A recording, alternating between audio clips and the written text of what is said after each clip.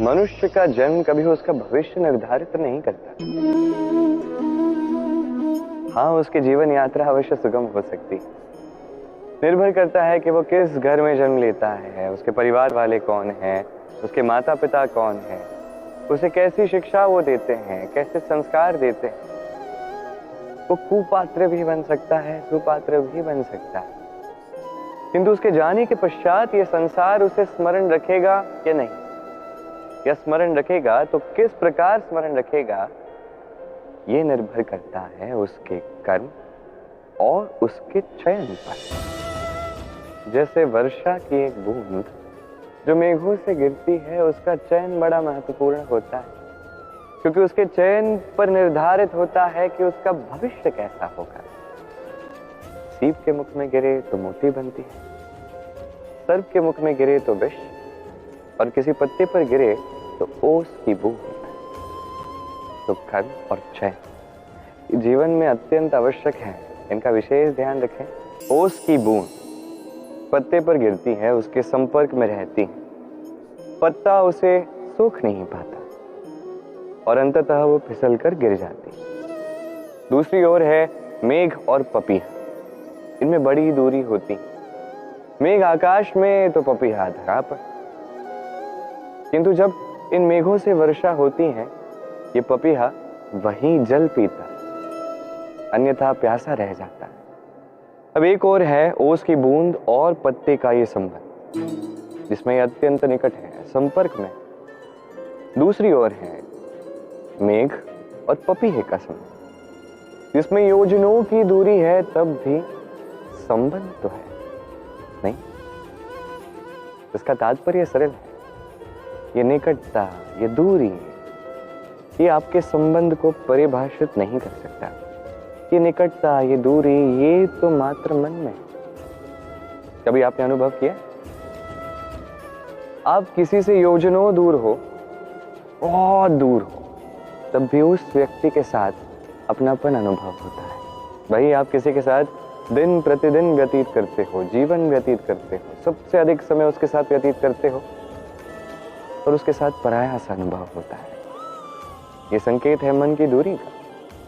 तो मन की ये दूरियां मिटा दें। पक्षी कब जन्म लेता है, कब उड़ना सीख जाता है, कब घोंसला बना लेता है, कब अपने अंत को पाता है, ये हम में से कोई भी नहीं जानता। किंतु पक्षी एक बात अवश्य जानता है कि संसार में वो कुछ भी करे, इस संसार को उससे कोई अंतर नहीं पड़ेगा। अब हम क्या करें? कोई भी कार्य करते हैं तो हम सोचते हैं कि ये कार्य करते हुए यदि संसार ने मुझे देख लिया तो पता नहीं संसार क्या सोचेगा, पता नहीं मेरी छवि कैसी बन जाएगी, पता नहीं क्या होगा, आदि इत्यादि इन विचारों में वो खो जाता है।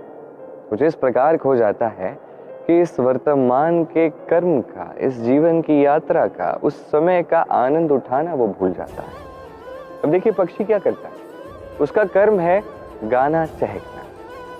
वो पक्षी गीत गाता है, कोई उस गीत को सुने या ना सुने, कोई सुन भी रहा है या नहीं, उस बात से उस पक्षी को कोई अंतर नहीं पड़ता।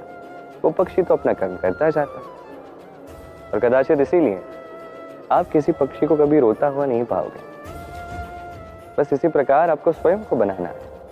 पहले स्वयं से पूछिए, ये कर्म जो मैं करने जा रहा हूं, क्या वो उचित है?